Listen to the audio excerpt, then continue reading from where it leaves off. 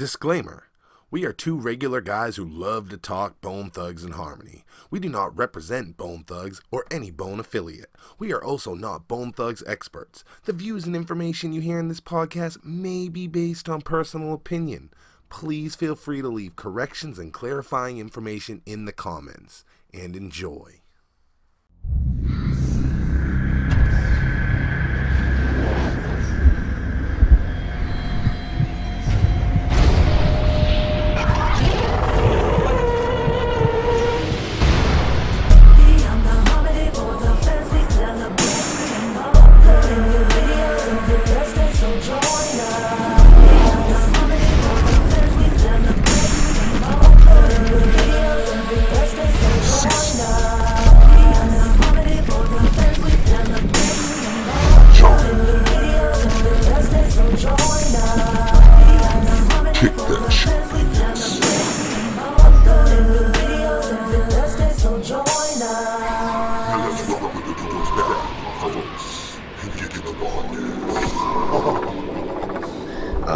When we're talking about members, it triggered a thought in my mind, actually. When we interviewed Hart, you guys are cousins, right? Is that the case, you and Hart?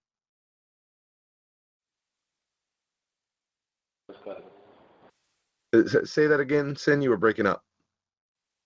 Yeah, we first cousins. Yeah.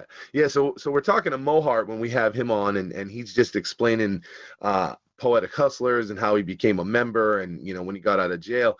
And one of the things that he said was when he first got out, he knew that he was going to be a Mo Thug, but he wasn't sure what it was going to be. It wasn't set in stone that he was going to be a Poetic Hustler, and there were tons of options. Him being solo. He said even one thing that was kicked around at one point was him being a member of GYS.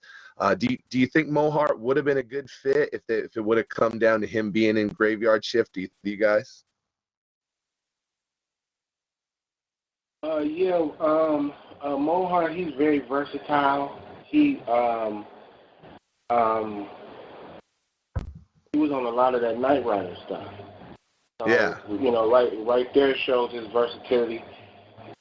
He can, transition between, Poetic Hustler kind of stuff, to the Kneight Riduz stuff. So yeah, he would have, because that Kneight Riduz stuff was right up my alley, so yeah, he would have definitely been a good fit, and because he was that way. He could. Right. Yeah. Talk about the beat. I think that would have been cool. Yeah, the beat is really the beat is really what brings. So if it's a darker beat, then the lyrics are gonna come out. You're gonna be on some darker shit. If the beat is like some, popcorn, hip hoppy party shit, then the lyrics is gonna come out that way too. So a lot of it, a lot of people don't realize that the beat really dictates the mood and the delivery and everything that. Oh yeah. No, 100%. That beat, that production, whoever you got behind you, it's such a key element. And of course, us as fans, a key element that we think of, I think, during GYS is Romeo Antonio's, contribution to Graveyard Shift. We had Romeo on here.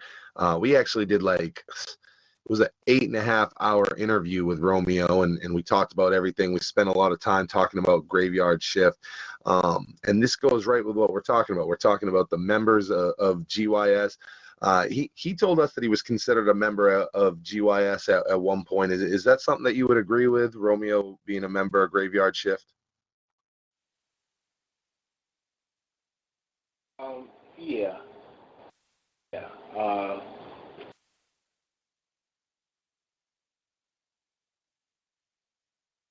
That Graveyard Shift album, it was a composition that involved any. Yeah, you could consider all those people, part of the GYS team that made GYS at that particular point in time.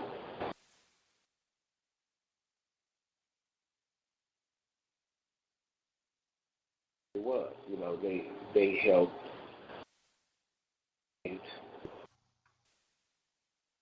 work. So yeah, in that sense, yeah. Sin, I'm losing you just a little bit. I'm not sure if you have us on speaker or anything. I was losing you just a little bit when you were explaining just the GYS team and that Romeo was around for that. But I will just say, go ahead. He wasn't an official member, if that's what you mean, like a signed member of Good Gravy, I said. And not to my knowledge, but he was a member in the sense that I would say he worked on a project, a Great Russian project, and he contributed heavily to that project. And so, in that sense, yeah, he was a part of the GYS I think he was a great fit. He was such a good fit with what he brought to it. GYS in general, but obviously Stillwaters is, maybe if it came out today, people may just consider it, just something that we're used to, but not at that time. This album was so far ahead of its time. You and T-Rock were very, I guess, different, but the way you were different flowed together so well. And then Romeo with those guitars, I mean, that was some shit that us as hip hoppers, even as Bone fans, that was some different shit.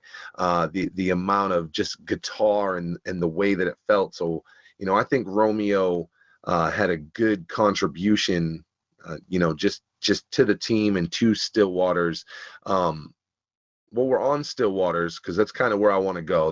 We've been building up for us to really, talk about this, because it's the unreleased gem to us as fans. It is the jewel. We got a lot of Mo Thugs, but like, this is the one that, while we ended up getting it, we never really did get it. I heard you say in previous interviews that you thought Urban Soldier was your favorite track on Stillwaters, at least at that time. What was it that made that song so stand out to you? Again, the production, the beats, it really brings, it really, for me, has always been my inspiration. Like, if the beat is really slamming, and it's really like, I don't know, it's all in the beat. It's 90% of a song to me. I'm just there to compliment. I'm just there to put a little icing, a little dressing on the main body. But that beat was just slamming to me. It was just perfect. Like, the string, the guitar. Romeo did his thing on there. It was just my favorite. That vibe. I mean, that it just hits so hard. It's everything that you're saying, and the track really hits hard. I think that album is just more unique than the average Mo Thug. I love every Mo Thug record for different reasons, but the unique level between the production and even the way that you guys rap, the amount of songs on it, there's a lot of mystery to that album. I want to help unveil some of that mystery right now, just some of the features that were on there, because you guys had quite a few features, and we know some of them.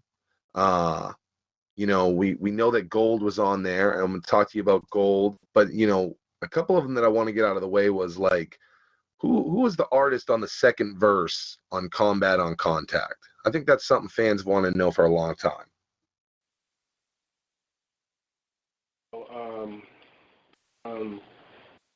This cat from the South, his name was Jay Raw. He's also another relative of Tombstone. Got him on the verse. Yeah. That's cool. It sounds like Tombstone and you guys were kind of trying to set up some opportunities for your people the same way they were kind of being set up for you guys. Right, yeah, give them a little bit of exposure. See how it is, cause it's totally different going in the studio and recording. Like, writing a Yeah. rap and is one thing. Just writing a rap is one thing. But it is really an art to go in. Those mics, the microphone, it pick up so much. It pick up, every sound, so you got to have mic control. You have to have, it's really, you want it to sound good. You want it to sound good, and a lot to go into the studio and record and then get it right. You have to do it over and over because it didn't sound right. So, just trying to break them in, get them used to recording, Yeah. things like that, and see how they hold up. See how they do in the studio. But it's easy to rap at the table or in the shower or something like that, but the studio's a little bit different ball game. Yeah. No, 100%. And different scenario for sure. Once it becomes real, and that's something yourself in this interview. You said that you transitioned from it just being a thought to the real thing. The features continue. That record, one of the tracks that always stood out to me was the Latchkey Keys track. It kind of went with that old Pink Floyd feeling. Who are the young voices? Who are the kids that we hear on that track? And it was relatives. So Tombstone, he has a clan of family members, and they all contribute in a large way to the Stillwater album. Those kids were actually relatives. We got them on there to rap. How old they were? They was really young. Something I would say about maybe 9 or 10 years old. He was really young. He was, so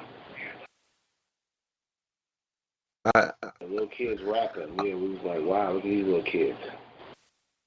Yeah, I love that part. That part when they come in on there, they sound really cool. It makes, again, it goes back to it being a unique situation. The Stillwater is just, the sound is so unique. I brought up Gold. That Pink Floyd idea was like a lot of that album was inspired, like, not so much like hip hop kind of stuff, but more like rock and roll. Like, in fact, they a lot of those songs were pre-produced already by Tombstone, and they just relatively just hired some people like Romeo to like play over some of the instruments, basically. A lot of that album was pre-produced by Tombstone, and it was influenced. Tombstone was into like Marilyn Manson. Well, not so much him, but me, and some of the ideas that I was putting forth in the studio to make, make beats, was a lot of it was influenced from like rock and roll, like from like Marilyn Manson and Korn, and those were like a lot of my influences. And some like rap, some like, rap influences too. But that's what kind of prompted Relativity to say, yeah, we want to make this like some rock and roll kind of rap. So that's why they came in with the guitars and, and that whole kind of thing. So our image, I guess that would explain some of the uniqueness that probably set us apart. Was because Combat on Contact, it was very, rock and roll, like, guitars. It was You know, so that's the direction that Relativity wanted to go, and also a direction that we kind of influenced because we already had much of the album already completed from Cleveland. And we played it for Relativity, and we let them listen. We let Bone listen to it, and they liked the stuff. It was real rough, though. But I got a question on Combat on Contact. So you were saying that Tombstone did the instrumental for that. So the drums on Combat on Contact, those almost sound like real live drums. You're saying those are like computerized drums? No, that particular song, that was fresh off the press at out in L.A. That was Romeo, and yeah, that was all live. That was done at the studio. That was, I'd say about 80% of that album was already pre-production.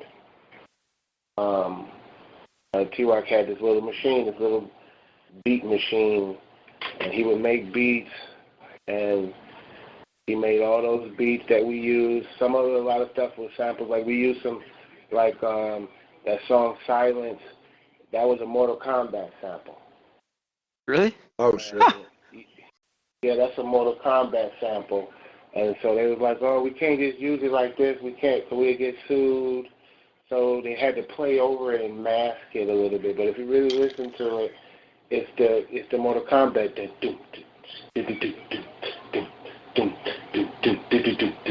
that's the Mortal Kombat. That's Mortal Kombat. Oh right shit. So they couldn't use it. So it was really Mortal Kombat when we played it for them. We can't use that, and so they had to change the instruments. And I think we had another song like that Careful Line. That's a Sade from Bulletproof Soul. That was from Sade, and they had to play over that. So a lot of songs, like I say, 80% of that album, we already had the beats for it, and we already had the lyrics and everything for it. All we had to do was just basically just go in there and record it. But I was listening to Wage for Sin. Romeo said that. Oh, go ahead, John. I was just going to ask well, actually, no, it sounds like you're going to continue on this topic. I don't want to change it. Saying that Romeo had said something? Well, I was just going to say that, that Romeo said in his interview that was something that kind of Relativity really brought us, sampling we know costs so much money, and Romeo would come in and just replay those samples. That was actually from one of the fans, how you guys were able to get those samples cleared like that. And of course, the answer is they weren't samples. They were replayed. You guys, did at any point, I know you said that you had a lot of the rock influence and stuff.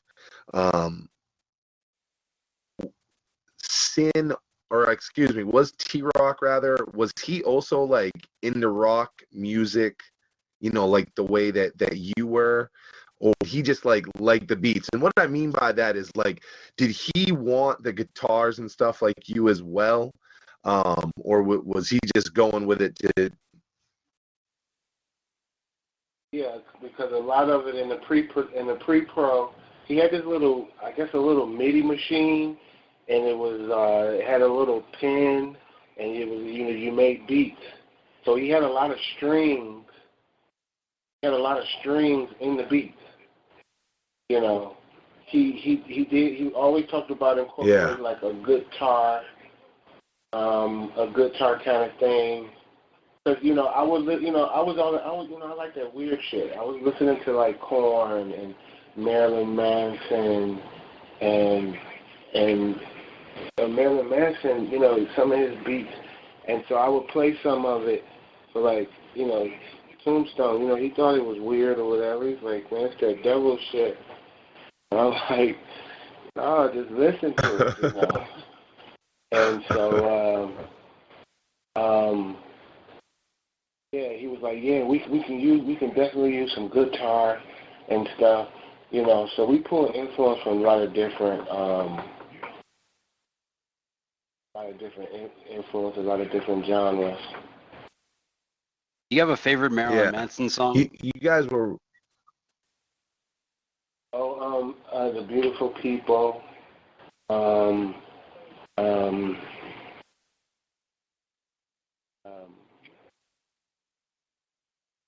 been a long time since I listened to Marilyn Manson.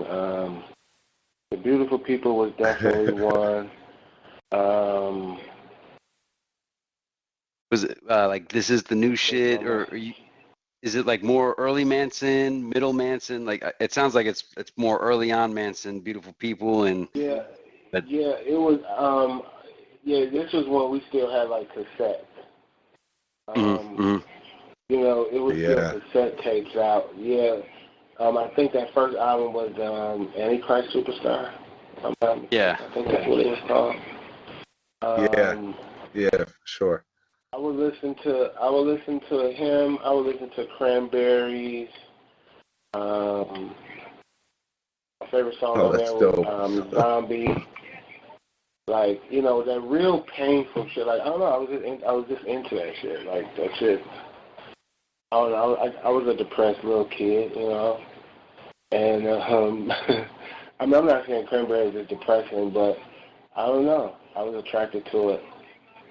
The message. It's wild because it became, you know, what you guys were doing, Waters, which, you know, I think that we look at that as a kind of before, you know, its time. And then of course that it never saw what it should have, because it was really groundbreaking, because, you know, rap, rock became like the medium just a few years later. For years and years, and like, you know, Limp Bizkit and Kid Rock and Korn, like you said. I mean, these things became the norm, but you guys kind of did that before. And just so you know, really enjoy this, I wasn't even going to tell you this, but during my interview with Romeo, he said that Trent Reznor, he played Trent Reznor the Graveyard Shift album, and Trent Reznor from Nine Inch Nails thought the Graveyard Shift Stillwater's album was fucking amazing. So just so you know, Trent Reznor thought your record was incredible. Wow. Yeah, we definitely. Tombstone, he would, you know, he's originally from the West Coast. He's originally from L.A. So he grew up with that L.A. kind of vibe. And so when he came to Cleveland, he was exposed to all kind of different music that we was listening to. We was listening to, here in Cleveland, we was listening to a lot of South, a lot of Scarface, stuff like that, you know, Ghetto Boys. Yeah. And, we was also listening to a lot of East Coast stuff, Wu-Tang. So, you know, so. I can see that. That makes sense. He liked listening to all that stuff, but then when he ran into me, I was listening to, you know, I was kind of the nerdy kid. I was reading comic books and listening to rock music and shit, like, you know. Like, and I was listening to rap too, but I don't know, just. So, that's. You're gonna be checking out Captain. So what we were talking about. That I always liked that kind of dark kind of music, you know. I don't know. The rockers, I liked, you know, they was always dressed in black, and they had the boots and the hoodies, you know. I mean, I like Run DMC too, but influenced by a lot of different genres. I think that's always the goal too, right? As like a rapper, you know, it's like, even though, you know, you're a rapper, it's like the goal is to always become a rock DMC. Even they said, you know, the kings of rock, you know, it's the goal is to have that rock star life. So there's something though that we always kind of idolize about the rock stars, at least back then, you know, at that time frame when rap was big, but not like it is today in 2019. The rock stars were kind of lit when you would look at guys like that, like Manson, like what you were saying. We were talking just about and one feature that I did want to bring up that you guys had on the record, because we didn't get a lot of them. We got them in him and the Desperados, but you had Gold on your album. Did Graveyard Shift? Did you guys hit him with Gold, or how did that feature come about? Because we didn't get a lot of him except for his solo record, and of course he was a Desperado at one point. Gold. He goes way back in the rap game, like for like Bone Enterprise era. He was in a group called Raw Ice Dynasty, and they was like some of the first in Cleveland rappers, local Cleveland, and he was a part of that, and he was one of their best, in my opinion. They had a lot of dudes, but he was one of the best. He had that real aggressive flow, and so he was added to Mo Thug. They were just pulling guys. They were just pulling guys off the street. All the rappers they knew that was rapping was trying to get. They was really trying to get everybody into. Mo Thug was. The idea was to let Mo Thug grow into something like really big. Like they was really trying to do like some Motown kind of shit. And so they was letting everybody in. And so Gold, he wanted to work with us. He was in the studio with us all the time. He was, he gravitated more towards us for whatever reason, and he was like, let me get on the song with y'all.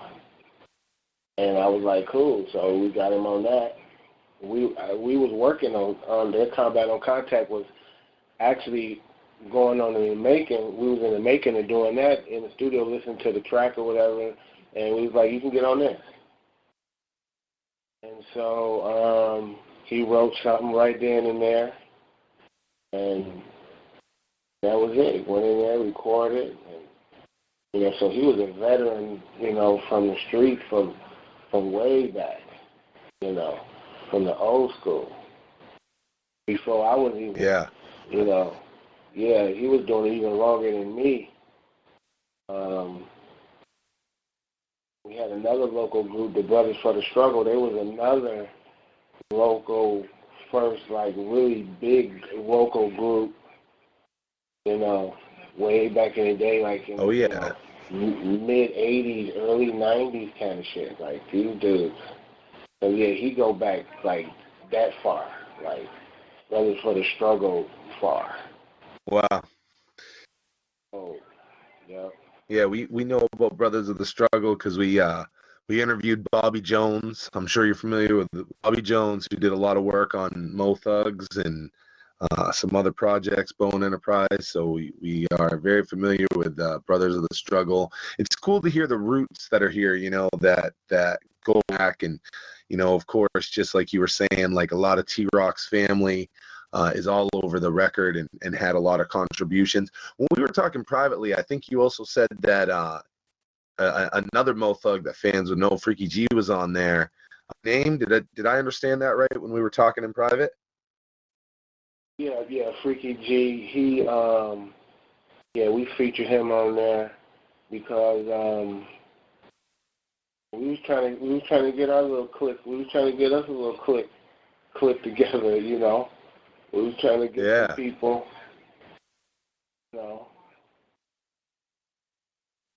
I like that. Everybody, Graveyard Shift was kind of having its own.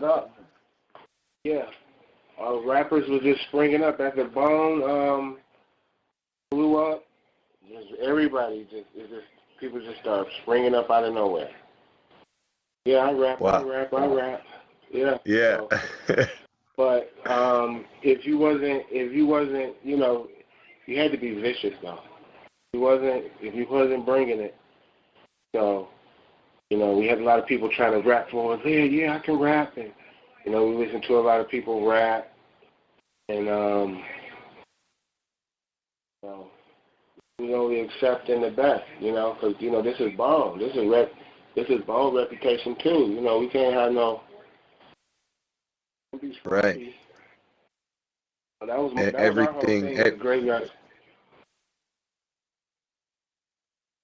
Go ahead. That was our whole thing. Our whole motto in Graveyard shit. We was trying to impress Bone. We was trying to beat them because they was at the top of their game, and like we had to impress them. Like, 'cause these dudes were so good. It's like these dudes are so good. They know what they doing in there. They was, they in the studio. It's hard recording, and the tricks and the shit that they was doing in there on that mic. You can't help. You gotta bow down. You gotta bow down, and you also. You can't come weak. Like you can't come behind a Crazy Bone with no weak stuff. Like you just can't. You just can't. Yeah. You got to come with it. You can't come behind him or before him. Because if you come before him and then he come next, oh my God, you gotta. So it was pressure. It was pressure. It was pressure to know that you're going to be on a song with Crazy or Lazy, and because them dudes, they was perfectionists, man. They was perfectionists, and yeah, they take your shit off. And they take your shit off. Killing it at that time too. At that time you're talking about, they were. They take your verse off too. They probably won't say it in the studio. Your shit was whack, but you'll hear that song the next day. Your verse won't be on there. Take that shit off. But so yeah, it was a good kind of pressure. I impress them. I think it made for like the Mo Thugs, like records to be great. I mean, Mo Thugs 1 and 2 are obviously the best of any of the Mo Thugs albums, and I mean, I think that shows, that pressure you're talking about shows because the whole cast of Mo Thugs. I mean, those are great records. That's timeless, music. Even outside, I think if you're not a Bone fan and you were to listen to those records, especially the first one. There's something special about that. Everybody just kind of really brilliant, and it's not the same without anybody. I don't give a fuck if it's somebody that had a big contribution like Crazy, or if it was the members of Trey, singing those in the background. That it wouldn't have been the same without anybody. So that pressure helped make for amazing records. We've been talking about an amazing record with Stillwater. In the interview that you did with Graveyard Soldier, you had said that he sent you a copy of that in the mail, and that was like the first time that you got to check out like the record, because it wasn't supposed to get released, and of course we know Romeo ended up releasing it. Checked it out. That parts of it sounded foreign to you. And I know you did that interview a long time ago, but do you remember what you meant by that? Was it just a lot of changes in the final mix, or was there shit on there that wasn't on there, that things, you know what I'm saying? Like, what was different about it for you?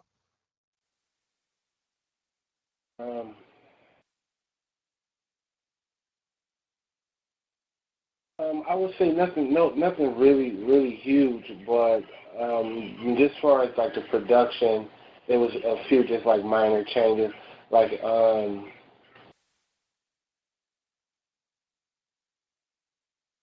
some of the samples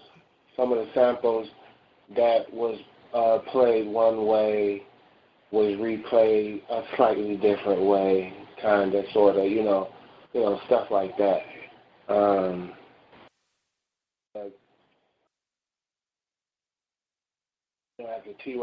After Tombstone had passed, I didn't think the album was going to come out And, so to hear it, it wasn't a huge difference in the actual recording. Some of the songs, I think it was maybe like one song that I thought wasn't supposed to be on the album, The Laughter and Blood. We wasn't gonna put that on there. I was like, don't put that one on there. We'll say that's something else. Or I didn't really like that song. Another song.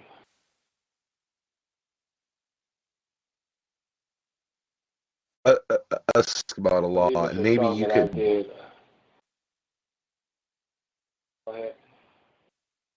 I was gonna say while we were talking about the songs, fans ask about a lot with that is the R.I.P. track. The way we've always heard it is it's just a very small 3-second clip, like "What Up, T-Rock," and there was an explanation that it was a real just personal situation.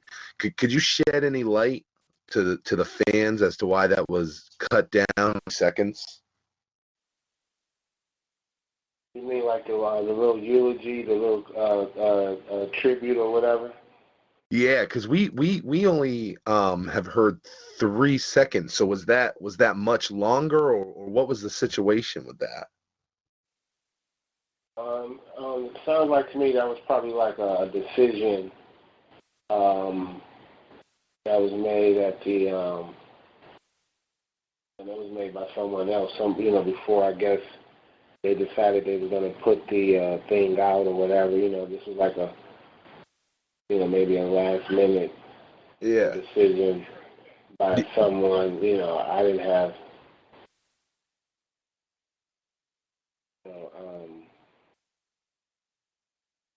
Do you know what that? I had control of.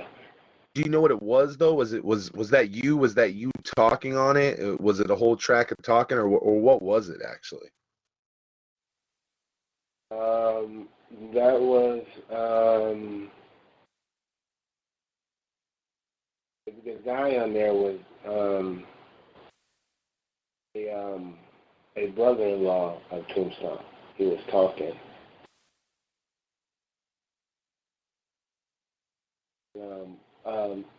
That I wasn't there for. So that was done.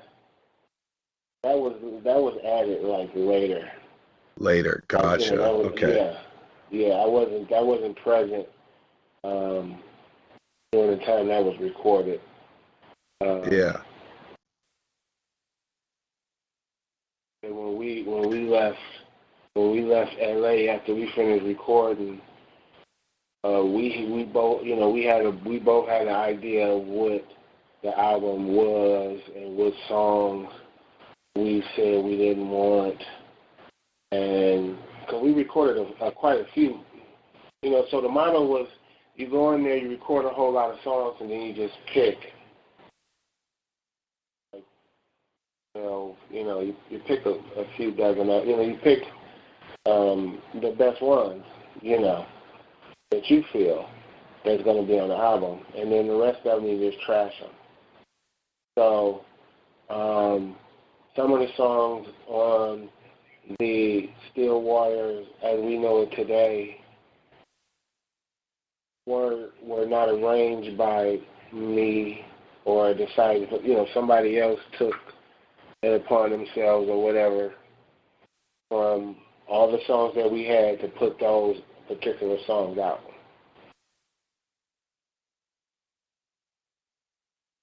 Yeah, because the final, Romeo ended up putting it out online. So I would assume that he, maybe had like the final production or something like that. Was that a complete shock to you when Romeo ended up, releasing it finally years and you're aware that situation, happened when it happened? Yeah, it was a shock.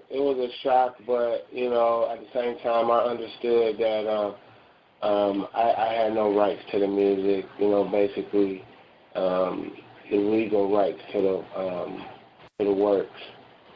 based on the contracts or whatever. So I was shocked, but then I was like, well, technically they're not my song. I recorded them, but so I don't know. Yeah, it was a little bit of a shock. I think I was gonna say I think it's like you guys made this amazing record, and at the end of the day, you were not gonna own it, whether it got heard or not. The fans, it got out there, and we were able to hear this masterpiece that you guys put together, because it would have been so unfortunate if the fans never got to hear. It's too good for it to be sitting on a shelf somewhere and unheard. Yeah, and I'm thankful. I'm so grateful. I'm thankful for that. Like, you don't really understand how grateful, like, just for that somebody, that a lot of people have had a chance to actually hear, what we done, and so, and Tombstone, losing his wife, I think that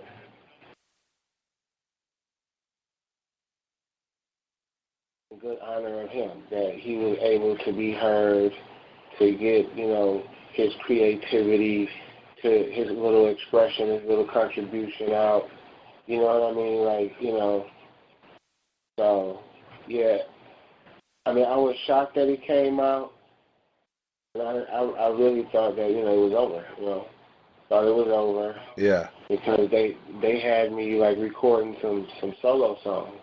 They was like, oh, forget that album, which I didn't understand. I was like, why not just, still put it out or whatever, and just put it out and just let it do what it's going to do. But they didn't want to do that. They was like, you got to go in and you got to record, start working on some solo stuff.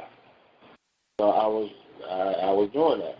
I was going to the studio and I was recording solo tracks in Miami, and that never got released or heard of. And wow. So yeah. So the next thing I know, there's no more relativity. Then everything kind of like this, Did it seem like at one point for you that it even after Tombstone had passed away, that Still Waters was going to move forward? Because in the Mo Thugs 2 record, it's dedicated. There's a picture of T-Rock under the CD and stuff. So obviously by then he'd passed away. But inside the book, Still Waters is coming soon. So was there a window after Tombstone died that it still looked like it was going to come out anyway, or did you know it was immediately like shelved when Yeah, I pretty much knew they scrapped the whole graveyard shift idea when Crazy was like, you need to go start recording like your solo stuff, and you just gonna come out by yourself now. Yeah. Right. Like, all right. So I recorded like 8 songs. I was like 8 songs in, and then he came in. He was like, all right, chill for a minute. You'll come back to this. Because then he wanted to do some work. He was working. So, it was like a small studio. So you had to kind of, wait in line over if they wanted, if he was in there and he had some stuff he wanted to do, there was stuff you had to wait. Stuff like that sometimes. So, then days turned to months, and then so my solo was gonna come out on Relativity. Then so in the process of recording, he was like, you need to record a whole album, and so they want to hear, Relativity want to hear you do some solo shit. So that's what, when I was going to the studio and I was recording, I did like 8 songs or whatever. But then Relativity tanked or whatever. I think they filed bankruptcy or some shit. And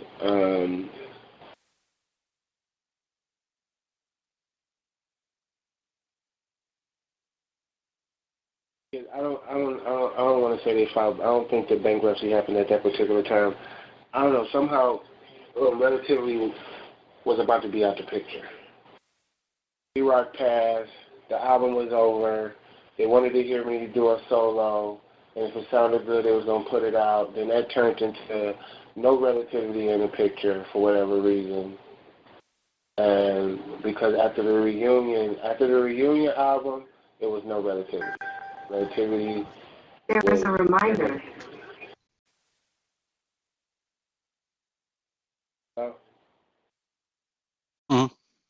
At that time, after T-Rock had passed, doing the solo records, Crazy's got you focused on Soul. Activity at that time was doing the transition where they were actually bought out and everything. But I think sometimes there's like the thought that maybe you left Mo Thug and there was this big window, but there really wasn't, right? Like you were part of the Mohican, so to speak. It was like you, Souljah Boy, set up and transitioned into the Kneight Riduz thing. Is that? Yeah, originally I wasn't a Kneight Rider originally. The original Kneight Riduz, I think it was supposed to be Crazy, Souljah Boy, Jazz, and I think Hart. That was the original Kneight Riduz. Oh shit. And I think Souljah Boy didn't want to do it. Souljah Boy, I don't know. I don't want to speculate, but somehow he's not in the picture of the Kneight Riduz. And I think Jazz dropped out. She didn't. Yep, I think she dropped out. And then when I came in, it was me, Crazy, Release. It was me, Crazy, Felicia, and the Queen and Hart. And no Thug Queen and Felicia, it turned into me, Crazy Bone, Larice, and Hart. So Kneight Riduz was a bunch of people. It always was Crazy and Hart from the start. But in between that, it changed. It was Jazz at one point, it was Thug Queen at one point, it was Felicia at one point, it was Souljah Boy. But the songs that's out, like on the internet and stuff, those are all the songs that when I was in there. We recorded a lot of songs before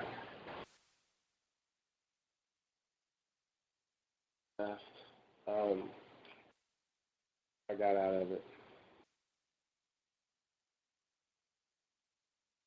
So are there a lot of Kneight Riduz songs? You were breaking up just a little before you were in there that also got recorded, like pre-Sin being. Not to my knowledge. I don't think there were a lot of recordings before Gotcha. I became a member. Yeah, I don't think it was a whole lot. He was just like trying to, get it together. And once he was comfortable with a team that he can put faith in, that's when a lot of the recording that you're hearing now coming from Kneight Riduz. That's when I got there. Like 80% of all of those songs. Matter of fact, what was your initial reaction?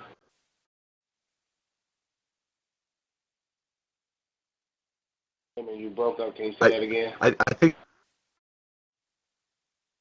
the phone. I was gonna say I think the phone we got a big delay, so I think what I was saying was what was your initial reaction when Crazy was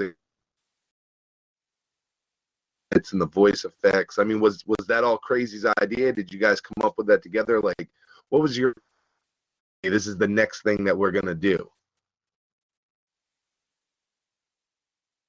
Yeah, that was mostly his idea. I mean, I didn't really like the idea because I just didn't like how it sounded. I mean, I did it on a couple songs, but then I started kind of just contort my own voice and change my own voice and just use my own voice better. I just couldn't. I don't know. It was funny. Like it was funny to record it, like with that voice, and I don't know. He could do it good. He was good at it, like. But I couldn't. It just didn't sound right when I was doing it. It just didn't sound right. It was too chipmunky. It was too. Like I didn't like it. I just didn't like how it sounded. So I started just trying to use my own voice, but change it, sound a little raspier, a little grindier, whatever, with my own voice. But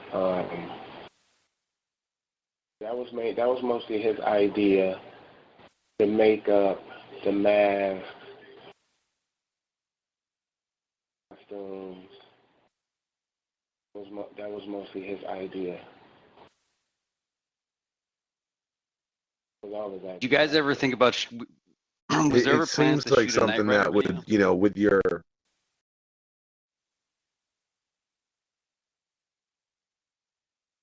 Oh, say that again. I was asking if there was ever plans for a Kneight Rider video, and if so, what song was it gonna be?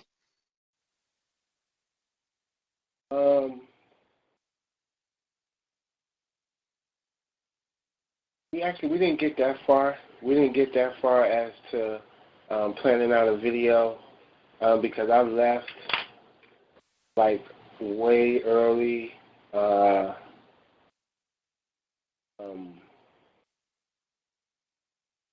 Way before we did like one showcase where we performed. I think it was down in Florida somewhere, down in Miami. There was this huge convention, and we performed, and that was it. Kneight Riduz, that was another shocker album that I was surprised that was released. I'm like, because I thought it was, a lot of these albums I thought they were scrapped. Like, okay, forget it, we're not going to do it, but I guess that's not the case. They just put them out, anyway, which is cool or whatever it is. But, and again, I mean, I didn't have the rights to none of that material either. Did you at least get a copy? Like, did somebody at least send you a copy? Like, here you go, Sin. Thanks for your work. No, because it didn't go.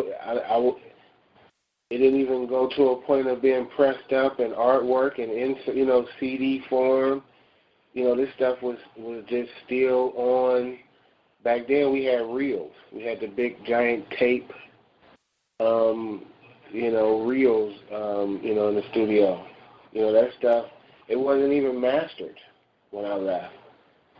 Yeah. Wow. It was incomplete. It was incomplete. Same with some of the Still Water songs. It was incomplete. It was, a lot of that stuff had to be mixed and mastered. They stopped everything because when he passed, it seemed like the album stopped. And then I never understood that. I never understood, okay, so what? I mean, he can't do a video, but, I mean, we can still do something. Like, still put the album Oh out. yeah. I didn't understand why they wanted me to record a solo album, like, we finna redo the whole thing back to the drawing board kind of energy. But yeah, it was a shot. Would you Both have of those. continued? Would you have continued Graveyard Shift if that was let me word this right. If that was an option, if they were going to continue with Still Waters, it looked like it was going to be released. Like I said, in Mo Thugs 2, Tombstone, they did advertise Still Waters inside of that. Would you have continued? And if so, how would you have done that? Would you have been cool adding another member to Grave if you would have been able to go on with it? Yeah, I would have definitely. I mean, I thought they was gonna go on with it. I mean, I was having all kind of ideas. I mean, it was so much material even to work. Even though he was not there, that was just so much more material to work with. I mean, whole Graveyard Shift theme, and then his passing and his funeral. I mean, all that stuff made great video. To me, I thought it was coming out. Like, I thought it was gonna. And then Crazy was like, they want you to go in the studio and, you're gonna be solo. Like, I'm like, all right, so, no more. And he was talking about relativity. Yeah, and him too. I mean, it seemed like it was a joint decision. Right. So at that point, I'm figuring like, no more Graveyard Shift. It was no more. It was no talking about promotion of the album, like what they was doing with Poetic Hustlers and Too True. It was no discussions on, okay, we're finna go do this, we're finna do this, we're finna promote this. You got to go here, you get flown here. It was none of that kind of talk. It was back to the drawing board. By yourself now. It was no try to get some other members, because at that point I'm signed. So, it was what they say. I had to go with whatever they said it was going to be.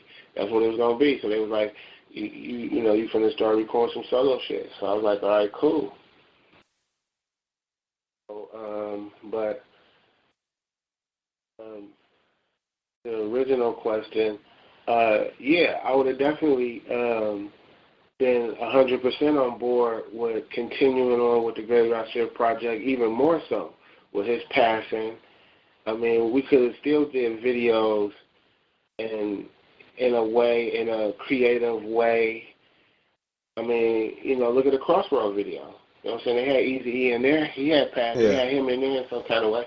So it could have been ways we could have did stuff. So I'm baffled as why they just let the album fall to the wayside, and it ended up coming. I'm glad it came out eventually, but the way it came out, it shouldn't have came out like that, like on some underground shit. It should have came out. It should have came out, like like, right. Still, Yeah, like Too True, Poetic Hustlers. Yeah. We could have even still did shows. We could have still even did stage shows, just playing his verse. They do that all the time. They play just Tupac verse or Eazy-E verse, and he not there, or So I mean, it could have still been. And as far as like videos, I mean, you look at how many videos Bone did without Busy being in videos that Busy was in that he wasn't actually in the video. For the record not coming out, a lot of those songs still ended up on projects. Urban Soldier ended up on the album. Silence ended up on Thug Mentality 99. One of the songs that I've always been curious how this happened or if you even know about it, but in '97, E40 put out a 2-disc compilation called Southwest Riders, and Cop Stories is on disc 1 of that. Do you know about that? Do you know how that happened? Crazy to me that Graveyard Shift was on this E40 compilation. Yeah, he contacted somebody at Mo Thug. He heard us on like some Mo Thug stuff, like one of those compilations. I forget what compilation. I think it was Fighting Scriptures was out at that time, and he just liked us. He wanted us on his little compilation that he was coming out with. So they made it happen. And we was out in LA recording, doing some still water stuff, and he called. And and he was like, yeah, after we sent him the song and everything, he was like, he loved the song. We sent him one song, he didn't like it.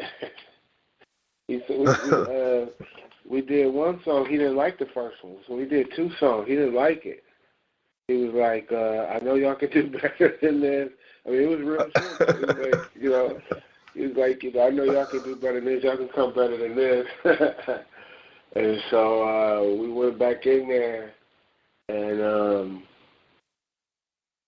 and raised the dead, man. And he liked that. He called. He's like, yeah. He was all excited. He's like, that's what I'm talking about. He said, that's what y'all should have gave me in the first place, and all this kind of stuff. So, yeah.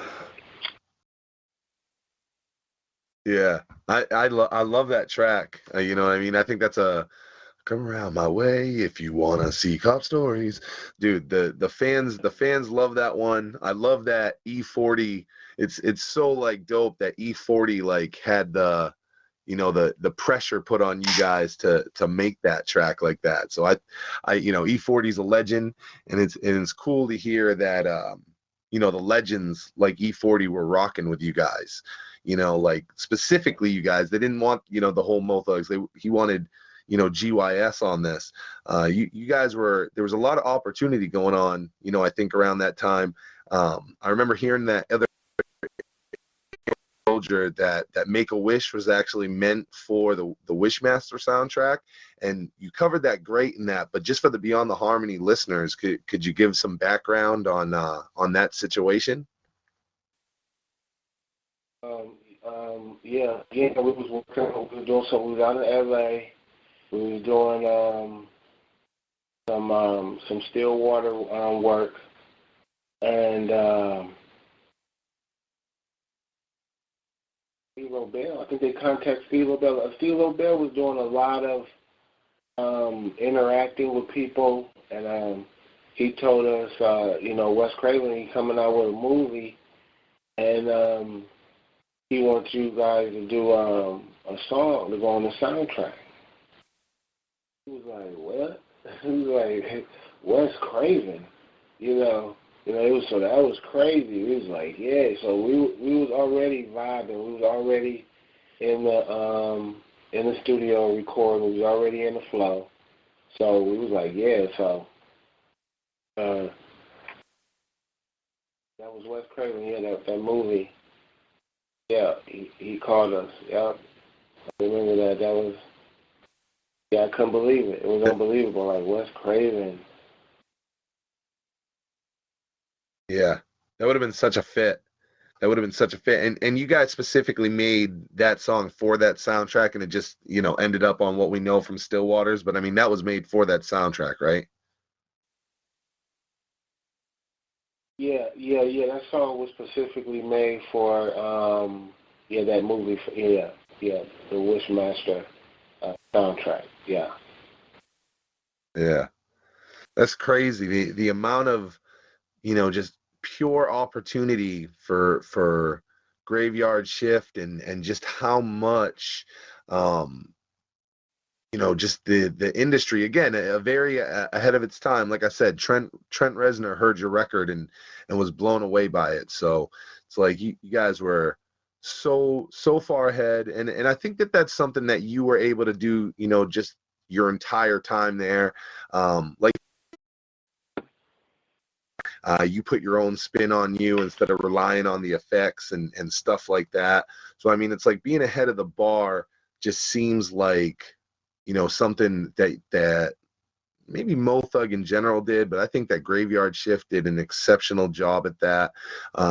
When we were actually talking about the Kneight Riduz, you had mentioned that you guys just got that one live show that you guys did as Kneight Riduz. Did you enjoy that? And performing as Kneight Riduz all dressed up and shit like that. I mean, you did performances as Graveyard Shift. It must have been a lot different being a Kneight Rider on stage.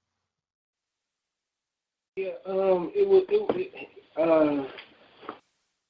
I love the beats that was coming that he was using, that Crazy was making, and it was fun recording and everything.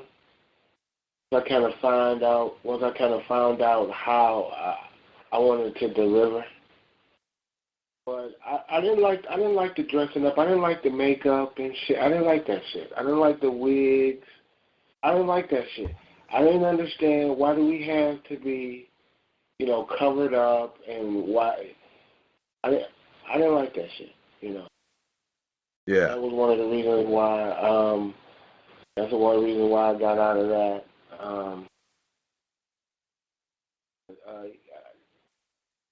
The contact lenses and I don't know. It almost why we was it felt like Kneight Riduz was almost like being set up to be characters versus like individuals. And what I mean by that is when we think of Graveyard Shift, we know that that's Sin and Tombstone. But when you thought of Kneight Riduz, it was like almost like you could have been replaced, but not that person, meaning they would bring somebody else in to put paint and shit on, and they would keep playing that person even though it's no longer Sin. Does that make sense? Like it almost seemed like it was going to be more character driven, so that anybody could be these members if needed.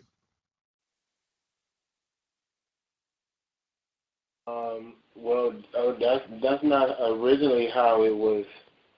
Like, right. That wasn't originally how it was conceived. In the like in the beginning, we had roster issues, but bulk of the recordings was done once we had got a solid group. That this is where we going. This is the Kneight Riduz. This is what we going with. This is our look. This is what we wearing. This is this. And when it was monies being put up for studio time, I mean, he had these masks. We went to the movie people who do movies, special effects, to get these molds. We was gonna wear, and I was like, he is really going out of his way. Like, why do we have to be all covered up? And that was weird. The recording the shit was fun, but the Halloween shit, everyday shit was. I wasn't with that. I wanted people to know it was me. I wanted people to know it was me. Because I go on YouTube and I read some of the comments when they listen. So I'm like, well, which one is this one? And which, I at least want to be recognized for my works, if nothing else. Right. To know yeah, 100%. that, okay, he did this. To me, it wasn't really, and I know this sounds cliche and a little corny, but it really wasn't really about the money to me. I wanted to impress the listener. I wanted to compete with my peers and be amongst, if not better, then at least a little bit equal to. For me, it was, and for T-Rock too as well. We wanted to be the best. We wanted to be one of the best. That's what we were striving for. We wanted to be recognized, and we wanted people to know that we can do it too, just like they can. Yeah. They did it. We can. We good too. That was our attitude for it. So. And it was fun. It was fun in the beginning, but then it stopped being fun after a while. Yeah. It stopped being fun. And so I know you said that of course you thought Kneight Riduz was scrapped like Still Waters, and then it ends up, coming out much later. I think it was like 2006 it actually finally ended up coming out. Something fans ask a lot, and you had mentioned it when you go on YouTube, which one is which. I was specifically asked, which member are you on the front cover? And I talked to you about this in private as well, and I think your answer is going to be pretty good for the fans. So for the fans, who are you on the front cover? Not on the front cover. Not on the front cover. So do you know if anybody on the and I know everybody's wearing masks and shit, but do you know if anybody on that front cover is any of the members that were actually in Kneight Riduz, or can we maybe, and this is just me and you guessing, but maybe those pictures were taken much later, closer to when they actually released it? Yeah, those were taken. They probably just grabbed some kids off the street, for real. No, I don't know. I don't know if they grabbed them off the street, but I don't know who they. That's not me. That might be. I don't even think that's even Crazy or Thug Queen or nobody. I mean, just looking at their body, the way their bodies look, they don't look like none of them. I just think they just got somebody. I just think they just dress somebody up in makeup and just put them on the cover just to hurry up and get it out. I'm glad to hear you say that, because I've always seen that cover and felt the same way. I'm like, this doesn't fucking look like anybody. And people always look at it and they're trying to decipher who's who, and I'm like, none of these guys look like Sin or Mohart to me, even with fucking makeup on. Like, none of this is right. Did you do any of the photo shoots? Like when Kneight Riduz first came out in Thug Mentality 99, there was a picture of the Kneight Riduz inside of Thug Mentality 99. Were you in that photo shoot? I gotta look at it. I might. We did do a lot of. Describe it to me. Like what did I have I think it's just four of you. I don't even think and I'll send it to you after we get out of here, but I don't even think Crazy's in it, because of course at that time Crazy was still really playing off that he wasn't in the group at all. So I think it was probably just you guys, but I would assume for the 1999 that had to be the actual lineup that you're saying that you guys ended up going with. Yeah.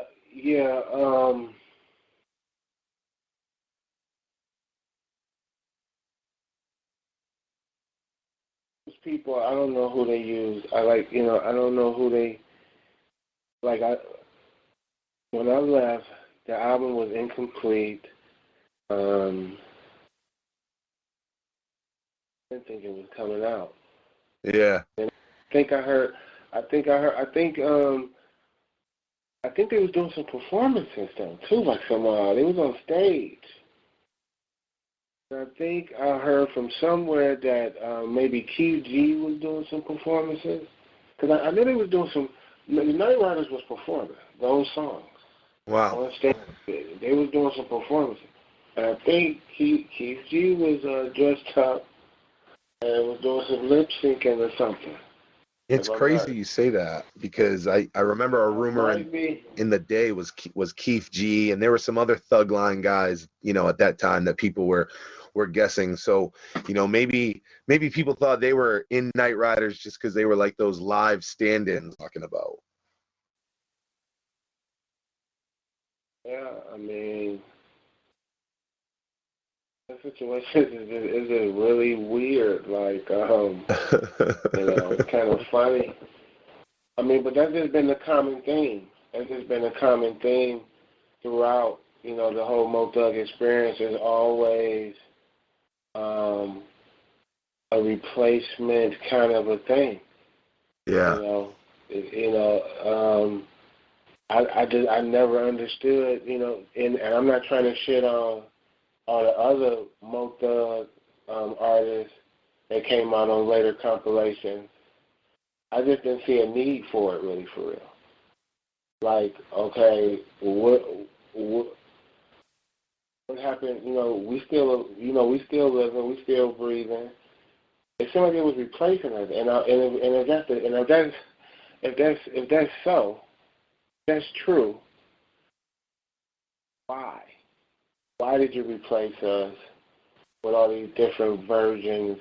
Like, you have all these different Mo Thugs. And again, I'm not trying to shit on the later, but it seemed like, why did y'all replace us? Like, what did we do? Like, what did we do? Was we trash?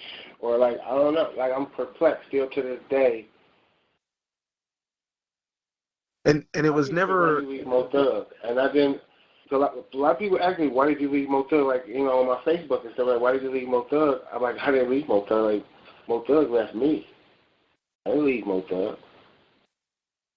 I woke up one day, there was no more Mo Thug. I didn't leave Mo Thug. I might have stopped recording certain things. Like, if that's maybe that's the reason. During the Kneight Riduz, you know, I got a little smarter. I had like a little team. I had like a lawyer and a manager.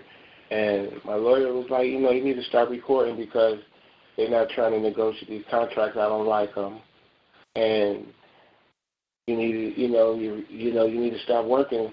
He was like, you know, I was like, I recorded like 10 songs already, though. He's like, should have never did that. So, I just chalked that as a loss. And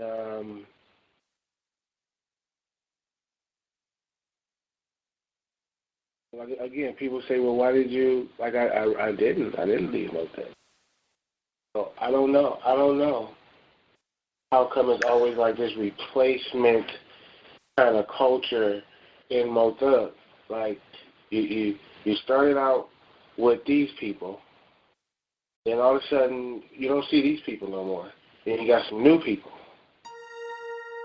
And you don't see those people no more. And then it's like, what is happening to all these artists? What is going on? And why they just keep replacing them? Beyond the harmony for the fans, we celebrate. Uploading the videos every Thursday, so join us. Beyond the harmony for the fans, we celebrate.